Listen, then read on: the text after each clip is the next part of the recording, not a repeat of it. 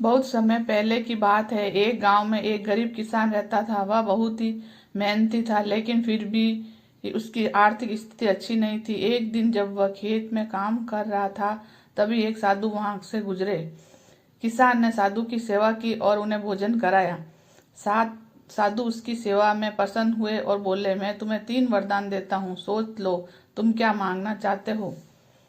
किसान बहुत खुश हुआ और उसने पहला वरदान मांगा, मेरे खेतों में हमेशा अच्छी फसल हो। साधु ने वरदान दिया और चले गए।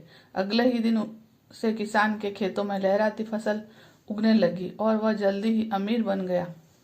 कुछ समय बाद किसान को लगा कि पैसा तो आ गया, लेकिन लोग उसका सम्मान नहीं करते। वह फिर साधु के पास गया और दूसरा वरदान मांगा, गांव के लोग मेरा सम्मान करें। साधु ने उसे वरदान दे दिया।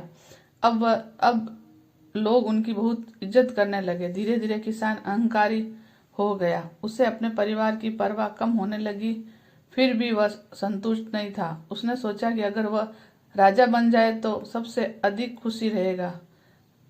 सुखी रहेगा।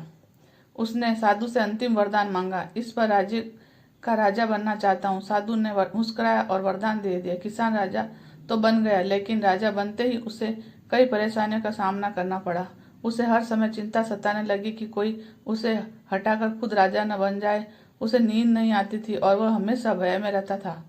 एक दिन वह फिर साधु के पास गया और बोला, मुझे मेरा पुराना जीवन लौटा दो, मैं पहले ज्यादा खुश था। साधु हंसे और बोले, सच्ची खुशी बाहरी चीजों में नहीं बल्कि संतोष में है। अगर तुम्हें सुखी रहना है तो अपनी इच्छाओं पर नियंत्रण रखो। किसान को अपनी गलती का एहसास हुआ। उसने साधु के चरणों में गिरकर क्षमा मांगी और अपने पुराने जीवन में लौट आया। अब वह पहले की तरह मेहनत करने लगा, लेकिन इस बार संतोष के साथ। तो कथा अच्छी लगी है, गलती हो तो क्षमा करें, तो लाइक सब्सक्राइब करें।